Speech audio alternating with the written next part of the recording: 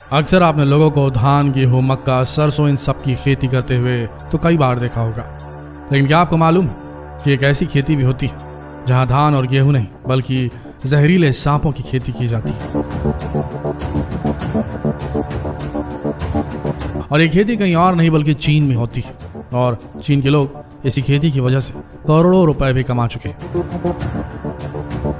पर दोस्तों, जितना आसान आप इस खेती को समझ रहे हैं ये उतनी आसान भी नहीं, क्योंकि इसमें आपकी जिंदगी भी दांव पे लगी होती है।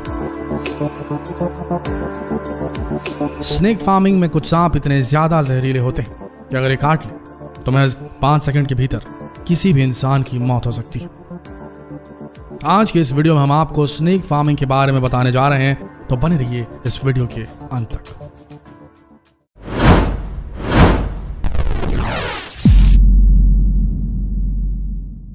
दरअसल दोस्तों, चीन में एक गांव है जहां करीब 30 लाख से भी ज्यादा की तादाद में जहरीले सांप पाले जाते हैं और पैदा भी किए जाते हैं।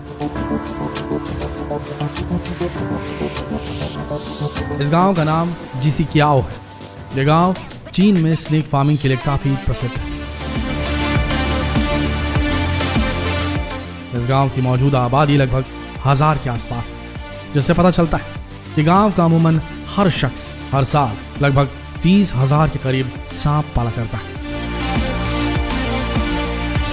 यहाँ पाले जाने वाले सांपों की प्रजाति में किंग कोबरा, अजगर, जहरीले वाइपर, इसके अलावा कई और भी घातक सांप आपको यहाँ मिल जाएंगे। दोस्तों, यहाँ के लोग सांपों से नहीं डरते, लेकिन स्थानीय लोगों के अनुसार उन्हें केवल एक ही सांप से डर लगता है, जिसका नाम है 5 स्टेप स्नेक।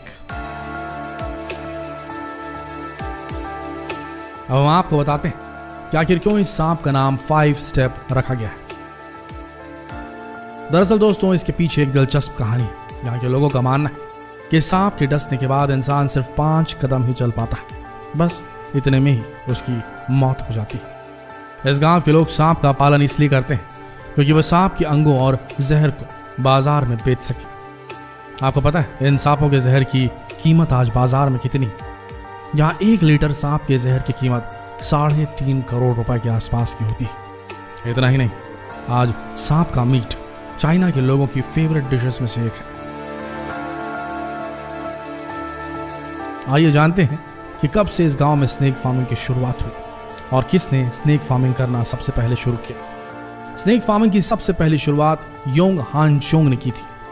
योंग हानचोंग से इस विषय में पूछा गया तो उन्होंने बताया कि युवा अवस्था में वे एक बार गंभीर रूप से बीमार पड़े थे और खुद का इलाज करने के लिए उन्होंने एक जंगली सांप को भी पकड़ा था। इस दौरान उन्हें सांप से जुड़े हुए कारोबार का ख्याल आया। उन्होंने सांपों को पालना शुरू कर दिया। इन सांपों से जब उनकी आमदनी बढ़ने लगी तो गांव के दूसरे किसानों ने भी यह तरीका अपनाया। आज इस गांव में 100 से ज्यादा स्नेक फार्म्स हैं।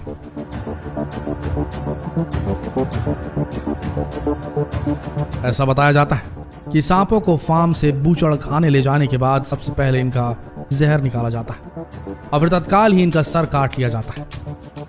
फिर बाद में सांपों को काट कर उनका मीट निकाल कर अलग रख दिया जाता है। फिर इन चमड़ों को अलग करके इन्हें धूप में सुखाया जाता है। इस तरह सांपों की खाल से चमड़े, दवाइयां, बैग बनाए जाते हैं। पर अफसोस की बात तो यह है कि आज चीन में स्नेक फार्मिंग को कुछ समय के लिए पूरी तरीके से बंद कर दिया गया है। इसकी वजह हम आपको बता दें कि चीन में कोरोना महामारी की वजह से वन्य जीवों का मांस खाने, उनका कारोबार करने या जीवों को पालने पर चाइना सरकार ने बैन लगा दिया। ये अफसोस की बात नहीं, बेहद ही सही हुआ है, नहीं तो और कोरोना जैसी न जाने कितनी महामारियां हमारे विश्व को घेर लेती। लेकिन ऐसे में चाइना के कई लोगों में लोग बेरोजगार भी हो गए हैं। इस बैन की वजह से इस गांव के लोग अब स्नेक फार्मिंग का काम नहीं कर पा रहे हैं। जिसिक्याओ के निवासी 75 वर्षीय यांग यगुफा, जब इनसे संबंध में पूछा गया तो उन्होंने बताया कि उन्होंने जिंदगी भर सांपों को पालने का काम किया है, लेकिन चीन में वन्य जीवों पर लगे प्रतिबंध ने अब हमारी मुश्किलें बढ़ा दी। साथ ही साथ उन्होंने ये भी कहा कि अब ये कारोबार करना उनके लिए आसान नहीं होगा।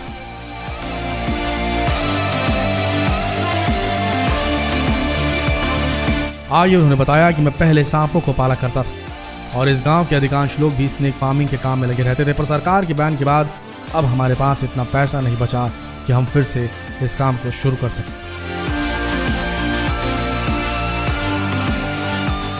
आपको बता दें दोस्तों पूरी दुनिया के लिए सरदर्द बना कोरोना महामारी चीन के वुहान के सी फूड मार्केट से ही पूरी दुनिया में फैला था।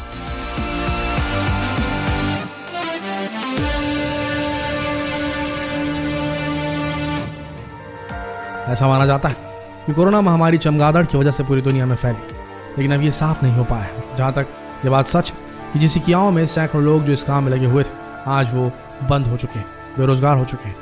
कल तक लोगों ने सांपों को रखने के लिए अपने घरों में खांचे बनाए थे, आज वे पूरी तरीके से खाली पड़े हुए हैं। लेकिन चीन ने यह बैन हमेशा के लिए नहीं बल्कि टेम्पररी तौर पर, अस्थायी तौर पर लगाया है। आज चीन पशु संरक्षण और महामारी से जुड़े कानून में बदलाव करना चाहता है ताकि इस प्रतिबंध को स्थायी बनाया जा सके। वन्य जीवों पर लगे प्रतिबंध के बाद चीन के उस तरीके के रेस्टोरेंट जो अजीबोगरीब जानवरों के मांस को पेश करते थे, थालियों में परोसा करते थे, आज उनका काम ठप है। इन रेस्टोरेंट का ठप होने का सबसे बड़ा कारण है कि सांपों के कारोबार का बंद हो जाना। अभी हाल फिलहाल की खबरों के अनुसार स्नेक फार्मिंग बंद होने पर चीन के लोग अब इन सांपों को मारकर इनकी शराब पी रहे हैं और इनकी चमड़ियों की तस्करी करके अपना जीवन यापन कर रहे हैं। चाइना के लोगों के लिए सांप खाना कोई नई बात नहीं, लेकिन यहाँ हम आपको बता दें कि चाइना के लोग सिर्फ सांप को ही नहीं बल्कि चमगादड़, कुत्ता, बिल्ली, मेंढक, ऑक्टोपस और भी बहुत सारे जानवर ये लोग बड़े चाव से खाते हैं।